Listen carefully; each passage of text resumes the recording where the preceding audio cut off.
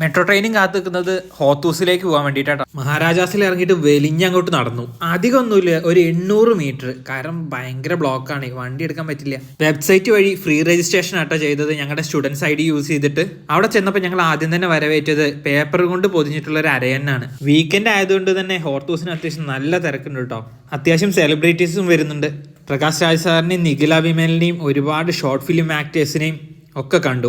ജോയാലുക്കാസിന്റെ സമ്മാന കൂപ്പൺ സെക്ഷനും ചിക്കിങ്ങിന്റെ ഗെയിം സെക്ഷനും മനോരമ ന്യൂസിന്റെ കൗണ്ടറും പിന്നെ ഇതേ ഈ കാണുന്ന പസിൽ സെക്ഷനും ഒക്കെ ആയിട്ട് സമയം പോകുന്ന അറിഞ്ഞില്ല.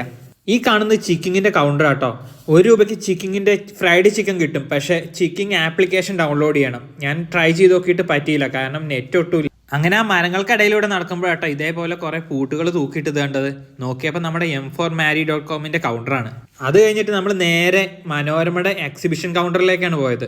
അവിടെ അവരുടെ ഹിസ്റ്ററി അത്രയും നന്നായിട്ട് തന്നെ റീക്രിയേറ്റ് ചെയ്തിട്ടുണ്ട് കേട്ടോ. മനോരമ പേപ്പർ ആരാധകർക്ക് അതെന്തായാലും ഒരു പുതിയൊരു അനുഭവം തന്നെ ആയിരിക്കും.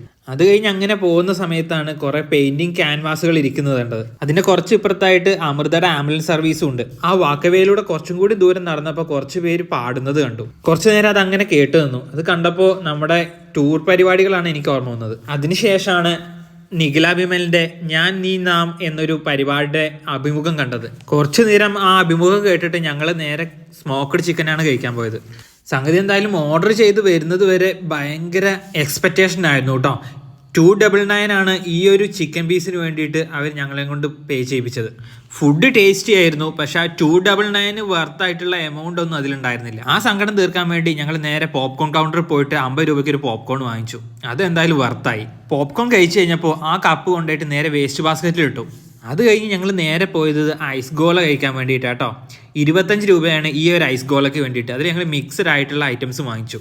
ഐസ് ഗോല എന്തായാലും നല്ല ടേസ്റ്റി ആയിരുന്നു കേട്ടോ. പിന്നെ ഹോർത്തൂസ് കാണാൻ വരുന്നവരടുത്ത് ഒരു വാണിംഗ് തരാനുണ്ട്. നിങ്ങൾ എന്തായാലും കയ്യിൽ ലിക്വിഡ് ക്യാഷ് ആയിട്ട് തന്നെ കൊണ്ടുവരിക. ഇല്ലെങ്കിൽ നിങ്ങളുടെ ചിലപ്പോൾ ഗൂഗിൾ പേ വർക്ക് ആയിക്കൊള്ളണമെന്നില്ല. കാരണം ഇവിടെ ഒട്ടും റേഞ്ച് അവൈലബിൾ അല്ല. എന്തായാലും ഹോർത്തൂസ് മോശമില്ലാത്തൊരു അനുഭവം തന്നെ ഞങ്ങൾക്ക് പ്രദാനം ചെയ്തു.